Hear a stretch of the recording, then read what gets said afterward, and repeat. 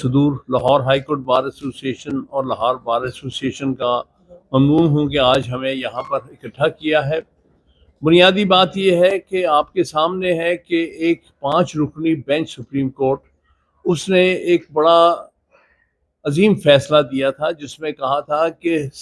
جو فوجی عدالتیں ہیں وہ آئین ان کے سامنے سویلین کا ٹرائل جو ہے وہ آئین کی خلاف ورزی ہے۔ ابھی 5 رکنی بینچ کا تفصیلی فیصلہ سامنے نہیں آیا، شارٹ فیصلہ، اور اس کے خلاف ایک اپیل جو کہ اپیلیں حکومتوں کی طرف سے کی گئی تھیں، اور یہ حکومتیں جو کہ غیر آئینی حکومتیں ہیں اس وقت، پانچوں کی پانچوں حکومتیں مرکز میں بھی اور چاروں صوبوں میں جو کیئر ٹیکر گورنمنٹس ہیں وہ 90 دن کے بعد انکانسٹیٹیوشنل ہو جاتی ہیں۔ لہٰذا ان سب نے ہی 90 دن گزارنے کے بعد غیر آئینی طور پر یہ حکمرانی کر رہے ہیں۔ انہوں نے اس فیصلے کے خلاف، وہ 5 رکنی بینچ کے فیصلے کے خلاف، ان حکومتوں نے سوائے حکومت سندھ کے سب نے اپیلیں داخل کی کہ ملٹری کورٹس جو ہے ان کو کام کرنے دیا جائے، جس کو ہم مذمت کریں گے، پرزور مذمت کریں گے۔ ایک تو یہ حکومتیں غیر آئینی ہے، دوسرا ان کو کوئی حق حاصل نہیں ہے کہ سپریم کورٹ کے فیصلے کے خلاف اپیل، ایک غیر آئینی حکومتیں اپیل فائل کرے، لہٰذا وہ اپیلیں بھی غیر آئینی میں سمجھتا ہوں۔ اور دوسری بات یہ ہے کہ اس میں جو ایک جلدی میں 6 رکنی بینچ بنایا گیا، اس میں چیف جسٹس کو چاہیے تھا کہ اس کو پریزائڈ کرتے، انہوں نے نہیں کیا، جو ہمارے لیے قابل تشویش ہے۔ اور دوسرا 3-4 ججز جو اویلیبل ججز تھے، ان کو اس میں نہیں بٹھایا گیا، حالانکہ اتنے امپورٹنٹ ایشو پر سارے ججز، جو 5 ججز کے علاوہ، انہیں بیٹھنا چاہیے تھا۔ اور یہ افسوسناک بات ہے کہ سردار طارق صاحب پر، جن پر اعتراض ہوا تھا خاص طور پہ ساری پٹیشنز میں، کہ آپ چونکہ اپنا ذہن پہلے دے چکے ہیں لہذا آپ نہ بیٹھیں، تو اس 6 رکنی بینچ نے 5 against 1 ایک آرڈر پاس کیا ہے، انٹرم آرڈر پاس کیا ہے، جس میں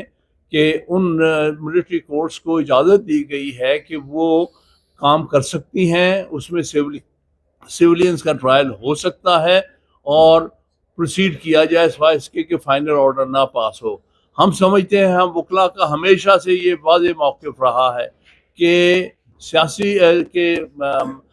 یہ فوجی عدالتیں جو ہے سیولین کا ٹرائل نہیں کر سکتی، اور کوئی بھی